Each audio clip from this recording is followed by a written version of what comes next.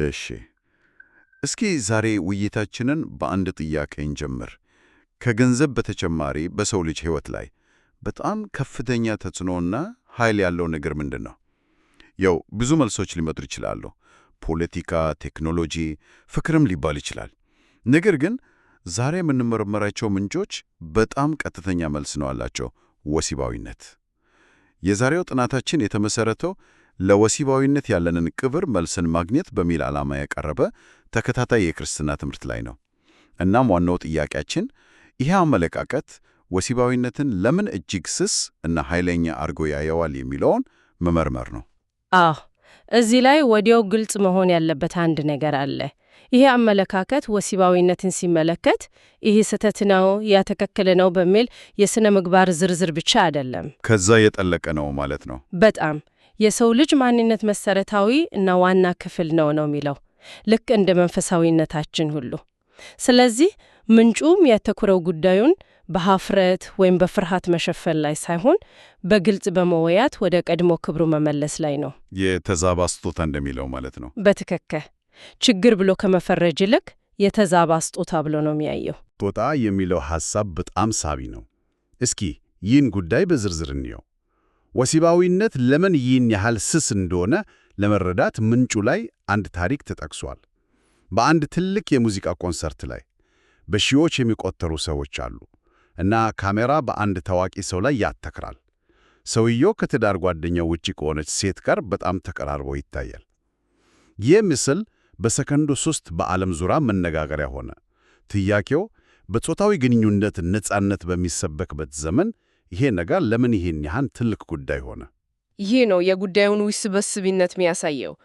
ምንጩ እንደሚለው እዚህ ላይ ትልቅ ተቃራኒው አለ። በአንድ በኩል ባህላችን ወሲብን እንደ ቀላል አካላዊ መዝናኛ አድርጎ ያቀርባል። በፊልሞች፣ በሙዚቃ፣ በሁሉም ቦታ አለ። ነገር ግን በሌላ በኩል ያው ማህበረሰብ ወሲብ በተሳሳተ አውድ ውስጥ ሲፈጸም፣ ለምሳሌ በትዳር ውስጥ ክህደት ሲኖር፣ በትክክል ክህደት ሲኖር ወይም ጥቃት ሲደርስ እጅግ በጣም ጠንካራ ምላሽ ይሰጣል። ሕጎቻችን፣ የማህበራዊ ሚዲያ ውግዘቶቻችን፣ ይህ ሁሉ የሚያሳየው ከቀላል መዝናኛ የዘለለ ጥልቅ ትርጉም እንዳለው በውስጣችን እንደምናውቅ ነው።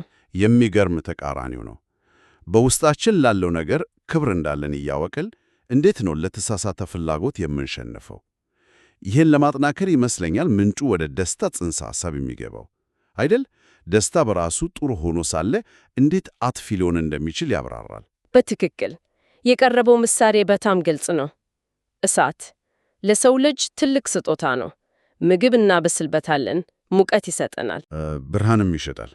አዎ፣ ነገር ግን ያው እሳት ከቁጥጥር ውጪ ከሆነ ቤት ያቃጥላል፣ ከተማ ያወድማል። ምግብም እንደዛው ለሰውነት አስፈላጊ ነው፣ ግን ይህ ፍላጎት ወደ ስግብግብነት ሲቀየር ጤናን ይጎዳል። የጽሑፉ መከራከሪያው ነጥብም ወሲባዊ ፍላጎትም እንደዚሁ ነው የሚለው ነው። በፈጣሪ የተሰጠ ጥሩ ስጦታ ነው፣ ነገር ግን ከተቀመጠለት አውድ ውጪ ሲሆን ልክ እንደተለቀቀ እሳት አጥፊ ይሆናል።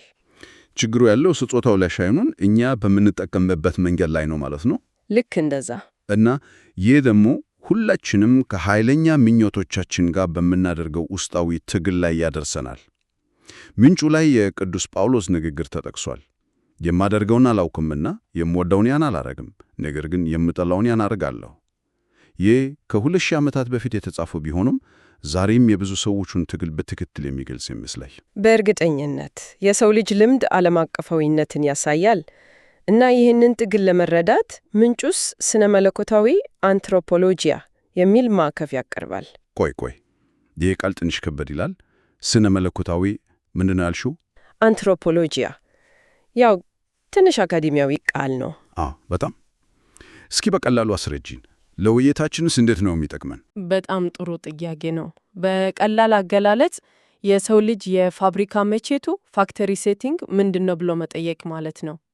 ምንጩ የሚለው ለሰው ልጅ ጤናማ አካላዊ፣ አእምሯዊና መንፈሳዊ ሕይወት የተነደፈ አንድ ኦሪጂናል ዲዛይን አለ።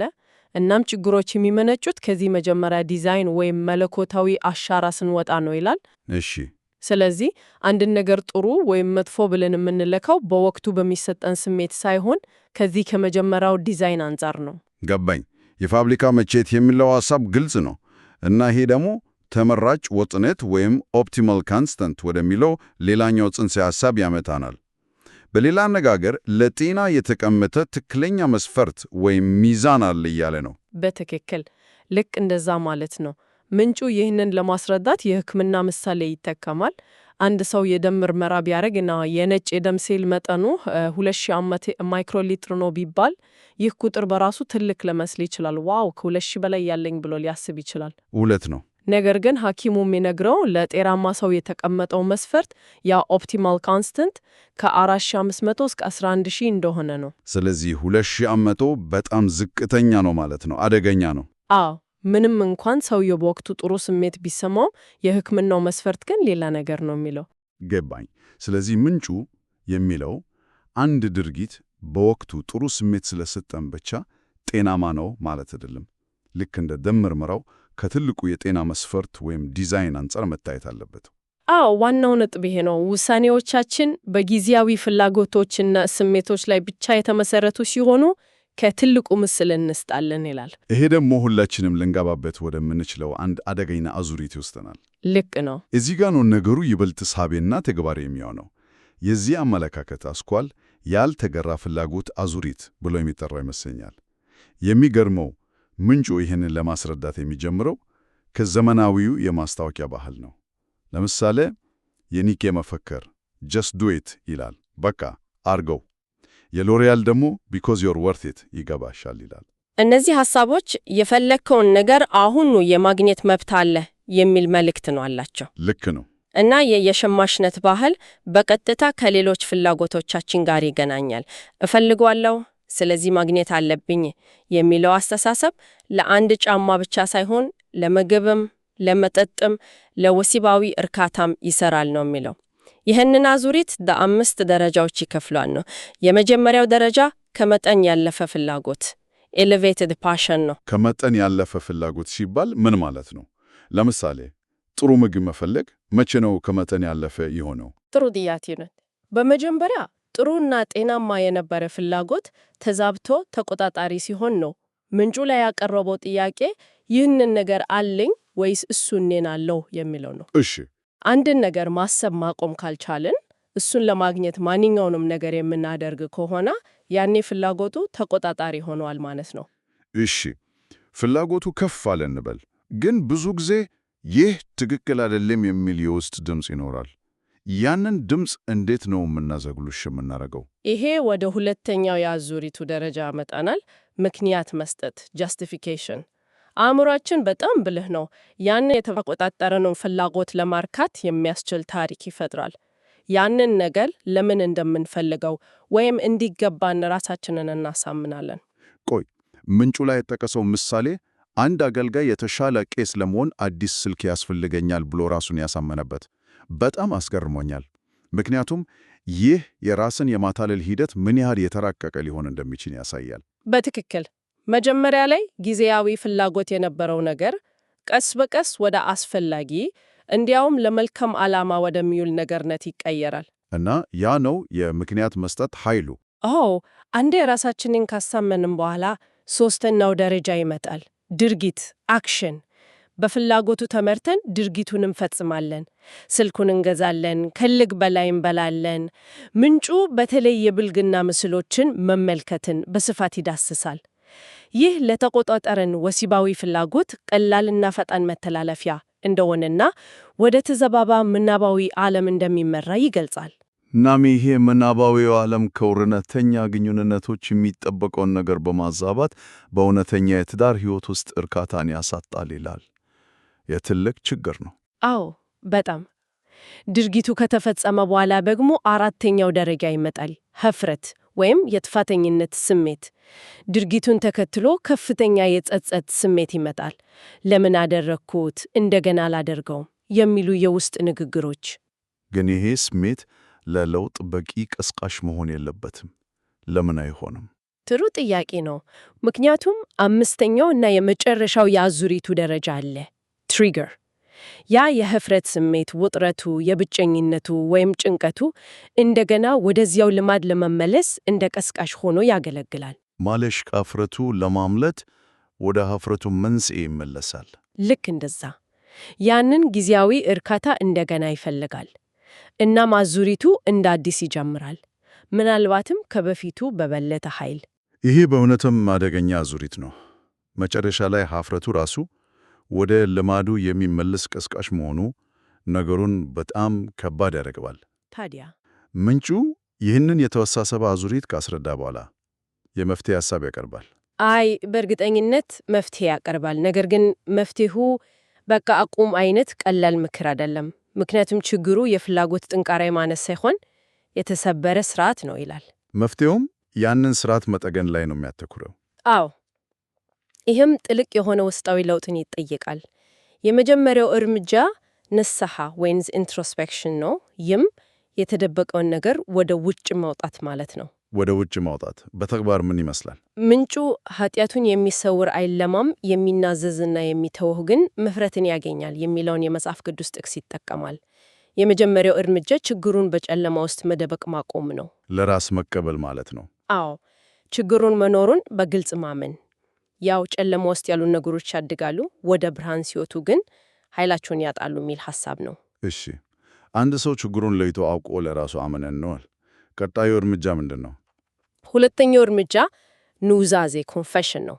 ይህም ማለት ትግሉን በውስጥ ብቻ መታገል ሳይሆን በድምፅ አውጥቶ ለታመነ ሰው መናገር ነው። ይህ እንደ መንፈሳዊ ስርዓት ብቻ ሳይሆን ከብቸኝነት የሚያላቅቅ ስነ ልቦናዊ እርምጃም ነው። ሚስጥሩ ኃይሉን የሚያጣው በድምፅ ሲነገር ነው ማለት ነው። በትክክል አንድ ሰው ይህንን ከዚህ በፊት ለዓለም ተናግሬው አላውቅም ሲል ይህ ለፈውስ የመጀመሩ ትልቅ ምልክት ነው ይላል። ስለዚህ ይሄ ኑዛዜ የህፍረትን ዑደት ለመስበር ቁልፍ ነው ማለት ነው። ሚስጥሩና ህፍረቱ ሲጋለጥ የአዙሪቱ ቀስቃሽ ነዳጅ ያንሳ። ይሄ ደግሞ ወደ ሦስተኛው ነጥብ ያመራናል፣ ተጠያቂነት አካውንታብሊቲ። በትክክል ሦስተኛው እርምጃ ተጠያቂነት ነው። ይሄ ማለት በግልጽ በምናሳየው እና በድብቅ በምንኖረው ማንነታችን መካከል ያለውን ክፍተት መዝጋት ነው። ትግላችንን የምናካፍላቸው የሚያበረታቱንና በየጊዜው እንዴት ነህ ብሎ የሚጠይቁን አንድ ወይም ሁለት ታማኝ ሰዎች መኖራቸው ወሳኝ ነው። አንድ ክርስቲያን አይደለም የሚሉ አባባል ለዚህ ነው ማለት ነው። አዎ፣ ከብቸኝነት ይልቅ ማህበረሰባዊነት ላይ ያለውን ትኩረት ያሳያል። ብቻውን የሚዋጋ ሰው በቀላሉ ይሸነፋል። እነዚህ መፍትሄዎች በግለሰብ ደረጃ ናቸው። ምንጩ ለተለያየ የህብረተሰብ ክፍሎችም የተለየ ምክር ይሰጣል። ለምሳሌ ለባለትዳሮች ስለ ወሲባዊ ግንኙነት በግልጽ እንዲነጋገሩ ይመክራል። አዎ፣ ምክንያቱም በትዳር ውስጥ ዝምታ ለችግሮች መራና ምቹ ሁኔታን ይፈጥራል ይላል። አንደኛው ወገን ፍላጎቱ ሳይሟላ ሲቀር ወይም ሌላ ችግር ሲኖር በግልጽ ከመነጋገር ይልቅ ወደ ሌላ ነገር ሊያመራ ይችላል፣ ወደ ምናባዊው ዓለም። ልክ ነው። በግልጽ መነጋገር ግን መተማመንን ይገነባል። ከውጫዊ ፈተናዎችም እንደ መከላከያ ጋሻ ሆኖ ያገለግላል። እሺ፣ ለነጠላውስ? ለእነሱ የቀረበው ምክር የዓለም እይታቸውን እንዲገመግሙ የሚል ነው። ይሄ ምንን ይጨምራል? ለነጠላዎች የቀረበው ምክር ማህበረሰቡ ስለ ወሲብና ግንኙነት የሚሰጠውን የተሳሳተ ትርጓሜ እንዲፈሹ ነው። ጥሩ ስሜት ከሰጠህ አድርገው የሚለውን የባህል መልእክት ከመቀበል ይልቅ ቅድም ያነሳነው የፋብሪካ መቼት እንዲከተሉ ያበረታታል። ለወደፊት ትዳራቸው ጤናማ መሰረት እንዲገነቡ ማለት ነው። በትክክል ለወላጆች ምክር አለ። ስለ ወሲባዊነት ከልጆቻቸው ጋር በግልጽ እንዲወያዩ ያበረታታል። ይህ ለብዙ ወላጆች ከባድ ሊሆን ይችላል። ከባድ እንደሆነ ጽሑፉም ያምናል። ነገር ግን ወላጆች ካላስተማራቸው ልጆቻቸው የሚማሩት ከኢንተርኔት ወይም ከጓደኞቻቸው ነው። ይህም በርዳት የተዛባ መረጃ ነው። ስለዚህ ወላጆች ድፍረት ወስደው ከልጆቻቸው ዕድሜ ጋር በሚመጥን መልኩ ወሲባዊነትን እንደ ውብና የተቀደሰ ስጦታ አድርገው እንዲያስተምሩ ይመክራል። በመጨረሻም ለፍቅር ቀጠሮ ላይ ያሉ ሰዎች የሰርግ ስጦታን እንዲያክብሩ ይመክራል። ይህ ምንድን ነው? የኛው በጣም ቀጥተኛ ነው። ወሲባዊ ግንኙነት ለትዳር እንደተሰጠ ልዩ ስጦታ ነው ይላል። ልክ የልደት ስጦታን ከቀኑ በፊት እንደማንከፍተው ሁሉ ይህንንም ስጦታ ለትክክለኛው ጊዜ ማለትም ለትዳር እንዲቆጥቡት ይመክራል። እንግዲያው የዛሬውን ውይይታችንን ስናጠቃልል የተመለከትነው አመለካከት ወሲባዊነትን እንደ ስስና ኃይለኛ ስጦታ ነው የሚመለከተው። ነገር ግን ይህ ስጦታ በፈጣን እርካታና በሸማችነት ባህል ተጽዕኖ ስር ሆኖ ተዛብጧል ይላል። አዎ፣ መፍትሄውም በጊዜያዊ ፍላጎት ላይ ከተመሰረተ አካሄድ ወጥቶ ቅድም እንዳየነው በተመራጭ ወጥነት ወይም በመለኮታዊ ዲዛይን ላይ የተመሰረተ አካሄድን መከተል ነው። እናም የቀረበው መንገድ በኀፍረት ወይም ራስን በመኮነን ላይ የተመሰረተ አይደለም። በፍጹም። ይልቁንም በውስጣዊ ምርመራ፣ በግልጽ በመነጋገር እና በማህበረሰብ ድጋፍ አማካኝነት በሚገኝ ፈውስና መታደስ ላይ ነው የሚያተኩረው። ዋናው መልእክት ይህንን ትግል ብቻችንን መዋጋት እንደሌለብንና ለጤናማው ወሲባዊ ሕይወት የተነደፈው መንገድ እንዳለ ነው። ከችግሩ ይልቅ መፍትሄው ላይ ነው ትኩረቱ። በትክክል። ለመጨረሻ ለአድማጮች የሚተው አንድ ሐሳብ አለ። ምንጩ ከቅዱስ አውግስጢኖስ የጠቀሰውን ሐሳብ ላንሳ። ከእግዚአብሔር ጋር በፍቅር መውደቅ ትልቁ የፍቅር ታሪክ ነው። እርሱን መፈለግ ታላቁ ጀብዱ ነው። እርሱን ማግኘት ደግሞ ትልቁ የሰው ልጅ ስኬት ነው። እና ይህንን ስናስብ አንድ ሰው በግል እምነቱ ምንም ይሆን ምን ከጥልቅ ስሜቶቻችን ጋር የምናደርገውን ትግል እንደ ጦርነት ከማየት ይልቅ ራስን በጥልቀት የመረዳትና ከፍ ያለ ዓላማን የመፈለግ ታላቅ ጀብዱ አድርጎ ቢመለከተው ምን ትርጉም ሊኖረው ይችላል?